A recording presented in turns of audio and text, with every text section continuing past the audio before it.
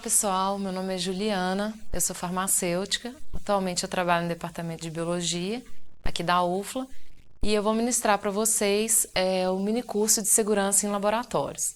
Esse curso ele tem como público-alvo principal os estagiários que vão começar a frequentar algum laboratório do nosso departamento, mas ele também se aplica a laboratórios de uma forma geral. Bom, primeiramente, qual foi a motivação do nosso curso? Por que nós elaboramos esse curso, né? Na prática, os estagiários geralmente conseguiam a oportunidade do estágio de repente e aí caíam em algum laboratório de paraquedas, sem nem sempre ter um treinamento prévio. E aí, vocês estagiários acabavam aprendendo com o dia a dia, com os erros e os acertos. Isso não é o ideal. Então, com esse curso, vocês vão ter a oportunidade de já iniciar o estágio com noções bem importantes que vão ajudar não só na questão da segurança de vocês e do ambiente, como também no bom desempenho de vocês durante o estágio. Bom, o nosso curso vai ser dividido em módulos e nesse primeiro módulo nós vamos fazer uma introdução sobre acidentes e riscos e vamos começar a falar de regras gerais para laboratórios. Essa frase, ela resume bem a questão do acidente. Acidentes não acontecem por acaso, mas sim por descaso. Ou seja, todo acidente tem uma causa, né? Algum descuido que o gerou. Então, quais são as causas principais dos acidentes? A primeira causa é o ato inseguro, que é o não cumprimento de normas de segurança durante o trabalho. Por exemplo, fumar no laboratório, não usar equipamento de proteção individual e etc. Então, uma pessoa que comete esses erros, ela está agindo de forma insegura. A segunda causa seria a condição insegura, que é uma deficiência ou uma irregularidade técnica existente no local do trabalho. Por exemplo, uma iluminação deficiente, excesso de ruído, instalação elétrica defeituosa, falta de ordem e limpeza. Então, essas já são condições inseguras do ambiente.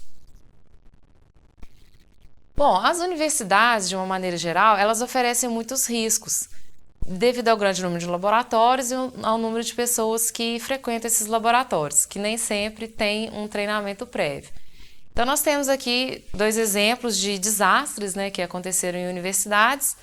Aqui nessa segunda imagem, vocês podem ver a causa foi o armazenamento inadequado de produtos químicos. Um produto explosivo foi armazenado na geladeira, e essa geladeira provavelmente gerou uma faísca que gerou toda essa explosão. Bom, existem 5 categorias de riscos que em conjunto nós chamamos de riscos ambientais, porque elas estão presentes no ambiente de trabalho. Então, são eles os riscos químicos, biológicos, ergonômicos, riscos de acidente e riscos físicos.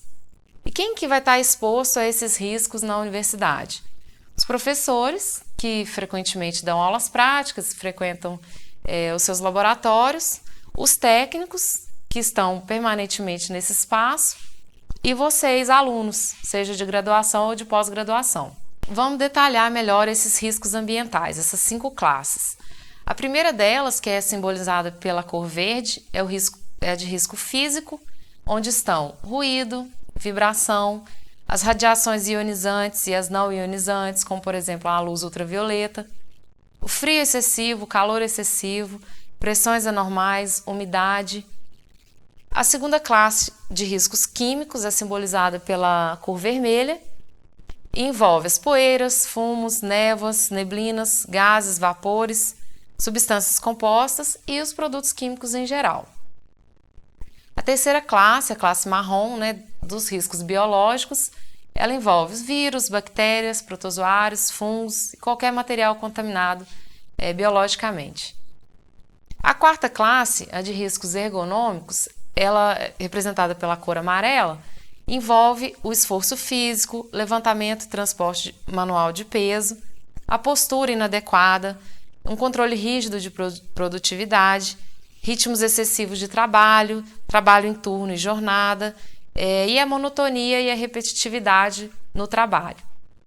Já a quinta classe, representada pela cor azul, são os riscos de acidente, que envolvem um arranjo físico inadequado do ambiente, máquinas e equipamentos sem proteção, ferramentas inadequadas ou defeituosas, iluminação inadequada, eletricidade, alguma probabilidade de incêndio, o armazenamento inadequado, animais peçonhentos, piso escorregadio, queimadura e etc.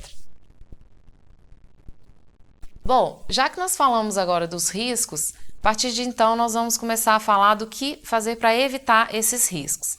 Então, independente do setor que você vai trabalhar, é fundamental que você conheça as regras do laboratório, conheça os equipamentos de proteção individual e coletiva, que nós vamos falar mais adiante, ter a consciência dos riscos das substâncias utilizadas e ainda conhecer os procedimentos em caso de acidente. Bom, então agora nós vamos entrar nas regras propriamente ditas, que são gerais para os laboratórios. O primeiro ponto é em relação à conduta. O laboratório não é um ambiente que você pode ficar correndo, fazendo brincadeiras, com som alto, conversando alto o tempo todo, com vestimenta inadequada, fumar é expressamente proibido, e nenhum local que você possa se apresentar estando desatento, sonolento ou em condições impróprias ao trabalho, por exemplo, alcoolizado. O segundo ponto diz respeito aos alimentos no laboratório. É expressamente proibido comer e beber qualquer coisa no laboratório. E, além disso, também é proibido guardar alimentos na geladeira ou nos armários de dentro do laboratório. Uma terceira regra: não experimente nada que seja resultado de alguma reação ou experimento de laboratório. É claro que alguns laboratórios eles produzem alimentos. Então, você pode experimentar esses alimentos produzidos, mas isso vai ser feito em um local separado, numa análise sensorial, e o produto vai ser seguro ao consumo humano. Quarta regra: não utilize vidrarias do laboratório como utensílios domésticos. Por exemplo, um becker como copo, caso você esteja sem um copo e você use ele para tomar água, por exemplo.